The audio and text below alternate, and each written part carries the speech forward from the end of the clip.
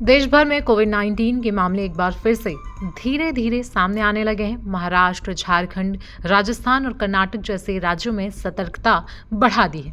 स्वास्थ्य विभागों ने लोगों से अपील की है कि वो भीड़ में मास्क पहनें, हाथ धोएं और सोशल डिस्टेंसिंग के नियमों का पालन करें।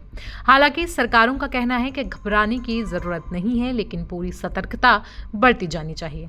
बता दें कि महाराष्ट्र के सार्वजनिक आरोग्य विभाग द्वारा जारी बुलेटिन के अनुसार 25 मई 2025 को राज्य में कोविड के 43 नए पॉजिटिव मामले सामने आए, जिनमें से 35 मामले सिर्फ मुंबई से निकले। जनवरी 2025 से अब तक राज्य में कुल 478 कोविड के पॉजिटिव मामले सामने आ चुके हैं, जिनमें से 300 लोग फिलहाल ठीक हो चुके हैं।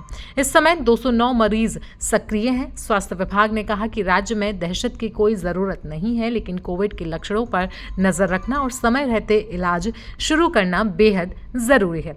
बता दें कि झारखंड की राजधानी रांची में भी कोविड का एक मामला सामने आया है। मरीज प्रसिद्ध फिल्म समीक्षा लाल विजय सहदेव हैं, जो मुंबई से लौटे थे और फ्लाइट में ही उनकी तबीयत बिगड़ गई। उसके बाद उन्हें निजी अस्पताल ले जाया गया। स्वास्थ्य मंत्री डॉक्टर इरफान अंसारी ने बताया कि झारखंड सरकार इस समय पूरी तरीके से सतर्क है और केंद्र सरकार की गाइडलाइंस का इंतजार कर रही है। उन्होंने लोगों से अपील की है कि वे भीड़ में मास्क लगाएं और सतर्क रहें, क्योंकि सतर्कता ही सुरक्षा है। उन्होंने ये भी कहा कि संक्रमण राज्य के बाहर से आया है और फिलहाल किसी बड़े खतरे की आशंका नहीं है। वहीं अगर राजस्थान की बात की जाए तो राजस्थान में आज कोविड के 3 नए मामले सामने आए हैं। एम्स जोधपुर में 2 महीने की बच्ची को कोविड की पुष्टि हुई है। आरएनटी मेडिकल कॉलेज उदयपुर में 27 वर्षीय युवक की रिपोर्ट भी पॉजिटिव आई, जबकि इटर्नल अस्पताल जयपुर में 68 वर्षीय बुजुर्ग को संक्रमित पाया गया।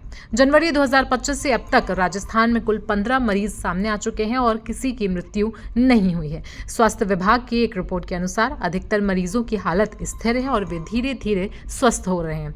वहीं अगर राजस्थान के बाद कर्नाटक की बात की जाए तो यहाँ पर कोविड के चलते 84 वर्षीय बुजुर्ग की मृत्यु हो गई। राज्य के स्वास्थ्य मंत्री दिनेश गुंडू राव ने बताया कि मरीज को पहले से ही हृदय रोग, टीबी और हिप रिप्लेसमेंट जैसी गंभीर बीमारियां थी। फिलहाल राज्य में 38 सक्रिय मामले हैं, जिनमें से 32 बेंगलुरु में है। सरकार ने आरटी-पीसीआर टेस्टिंग बढ़ाने, एसएआरआई और आईएलआई मरीजों की जांच अनिवार्य करने और हर हफ्ते तकनीकी सलाहकार समिति की बैठकें आयोजित करने का निर्णय लिया है। राव ने कहा कि स्थिति चिंताजनक नहीं है, लेकिन सतर्कता जरूरी है। फिलहाल लॉकडाउन की योजना भी कोई सरकार के पास अभी नहीं है। वहीं देश में कोविड-19 के 2 वेरिएंट सामने आए हैं। भारतीय SARS-CoV-2 जीनोमिक्स कंसोर्टियम के ताज़ा आंकड़ों के अनुसार NB.1.81 और LF.7 नामक 2 वेरिएंट भारत में पाए गए हैं। NB.1.8.1 का एक मामला अप्रैल में तमिलनाडु में आया था और LF.7 के 4 मामले मई में रिपोर्ट हुए। WHO ने इन दोनों वेरिएंट्स को निगरानी वाले वेरिएंट्स की श्रेणी में रखा है। हालांकि इन्हें भी अभी तक चिंता के वेरिएंट्स या दिलचस्पी वाले वेरिएंट के रूप में वर्गीकृत नहीं किया गया है। रिपोर्ट्स के अनुसार चीन और एशिया के अन्य देशों में कोविड मामलों में बढ़ोतरी के पीछे यही वेरिएंट्स जिम्मेदार हो सकते हैं। बता दें कि दिल्ली और दिल्ली से सटे इलाकों में भी कोविड के नए मामले सामने आ चुके हैं। हाल फिलहाल में दिल्ली में अभी तक 23 नए केस सामने आए थे, जिसके बाद दिल्ली में भी कई सारी सुरक्षा बढ़ा दी है और यहाँ के स्वास्थ्य मंत्री पंकज सिंह ने भी सभी अस्पतालों को गाइडलाइंस जारी कर दी है। तो कोविड को लेकर ये जानकारी आपको कैसी लगी, आप हमें कमेंट सेक्शन में जरूर बताएं। साथ ही साथ अगर आपको कोविड जैसे कोई भी सिम्टम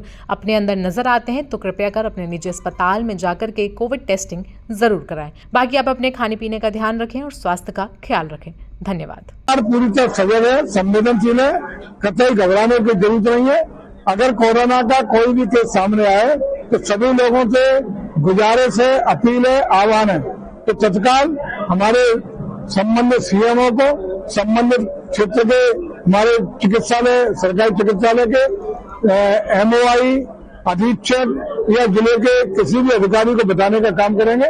सरकार प्रतिबद्धता के साथ, संवेदनशीलता के साथ उस पर नजर रखे हुए है, लेकिन कहीं भी घबराहट या घबराने का कोई चिंता का विषय नहीं है।